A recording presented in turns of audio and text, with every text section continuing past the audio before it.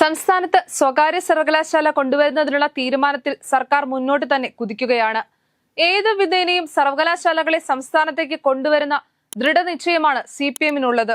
ഈ കാലം അത്രയും CPM കൈക്കൊണ്ടിരുന്ന സമീപനങ്ങളെ പാടെ തള്ളിപ്പറഞ്ഞുകൊണ്ടാണ് സ്വകാര്യ സർവകലാശാലകൾക്ക് പിന്നാലെ CPM സഞ്ചരിക്കുന്നത്.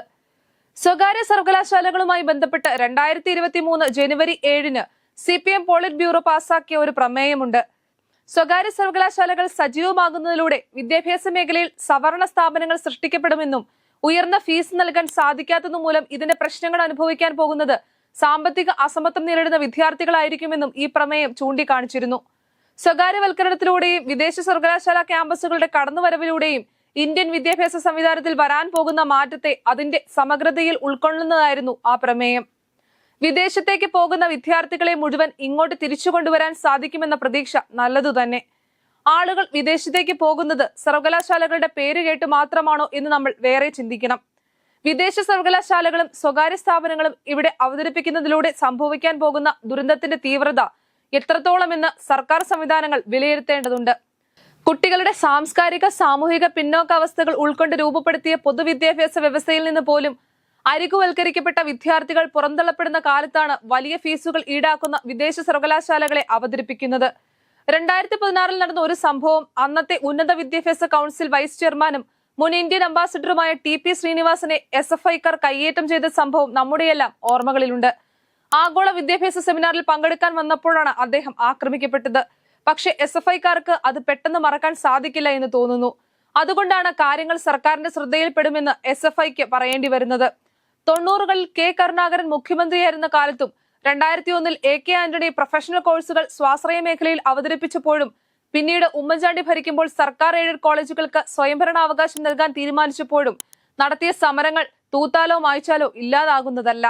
സ്വാശ്രയ കോളേജുകളിൽ വിദ്യാർത്ഥി സംഘടനകൾ നേരിടുന്ന നിരോധനത്തെ മറികടക്കാൻ നിയമനിർമ്മാണം ആവശ്യമാണെന്ന് അത്ര ശക്തിയോടെയൊന്നുമല്ലെങ്കിലും ഇപ്പോഴും ആവശ്യപ്പെടുന്ന സംഘടനയാണ് SFI എന്നുകൂടി ഇതിനോടനുബന്ധിച്ച് സ്മരിക്കാവുന്നതാണ്.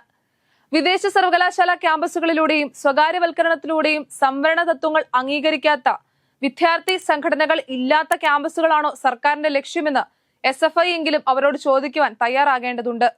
അതേസമയം സ്വകാര്യ സർവകലാശാലകൾ ആരംഭിക്കുന്നതിന് പിന്നിൽ സർക്കാരിന് കച്ചവട ലക്ഷ്യമുണ്ടെന്ന ആരോപണവുമായി സേവ് യൂണിവേഴ്സിറ്റി ക്യാമ്പയിൻ കമ്മിറ്റി രംഗത്തെത്തിയിട്ടുണ്ട്. നിയമസഭയിൽ ഉന്നത വിദ്യാഭ്യാസ മന്ത്രി അവതരിപ്പിച്ച സ്വകാര്യ സർവകലാശാല ബില്ലിൽ സർവകലാശാലയ്ക്ക് ഏകീകൃത സ്വഭാവം ഉണ്ടായിരിക്കുമെന്നും കോളേജുകളെയോ സ്ഥാപനത്തെയോ അഫിലിയേറ്റ് ചെയ്യാൻ പാടില്ലെന്നും സംസ്ഥാനത്ത് ഒരു മൾട്ടി ക്യാമ്പസായി പ്രവർത്തിക്കാമെന്നുമാണ് വ്യവസ്ഥ ചെയ്തിരിക്കുന്നത്.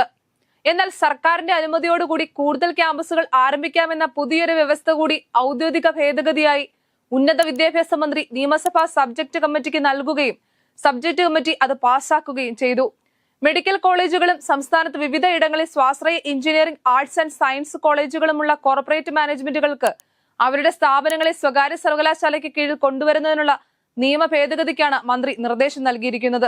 ഇതോടെ നിലവിൽ പൊതു സർവകലാശാലകളിൽ അഫിലിയേറ്റ് ചെയ്തിട്ടുള്ള സ്ഥാപനങ്ങൾ സർക്കാർ അനുമതിയോടെ സ്വകാര്യ സർവകലാശാലയുടെ ഭാഗമാക്കാനാകും. ഇത് പൊതു സർവകലാശാലകളെ ദോഷകരമായി ബാധിക്കും. കച്ചവട ലക്ഷ്യത്തോടെയാണ് സ്വകാര്യ സർവകലാശാല ബിൽ സർക്കാർ തിരക്കിട്ട് നിയമസഭയിൽ അവതരിപ്പിച്ചതെന്നും സ്വകാര്യ സർവകലാശാലകൾക്ക് ഒന്നിൽ കൂടുതൽ ക്യാമ്പസുകൾ അനുവദിക്കാനുള്ള പുതിയ നിയമ ഭേദഗതി നിർദ്ദേശം പിൻവലിക്കണമെന്നും ആവശ്യമുയരുകയാണ്. സ്വകാര്യ സർവകലാശാല വിഷയത്തിൽ സർക്കാരിനെതിരെ എല്ലാ കേന്ദ്രങ്ങളിൽ നിന്നും ചോദ്യശരങ്ങൾ ഉയരുകയാണ്. ഒരിക്കൽ സ്വകാര്യ സർവകലാശാലകളെ പാടെ എതിർത്ത് രക്തസാക്ഷികളെ പോലും സൃഷ്ടിച്ചവർ ഇന്ന് സ്വകാര്യവൽക്കരണത്തിന് വേണ്ടി നിലകൊള്ളുമ്പോൾ നിലപാടില്ലായ്മ പൊതുസമൂഹം വീക്ഷിക്കുകയും വിലയിരുത്തുകയും ചെയ്യുന്നുണ്ട്.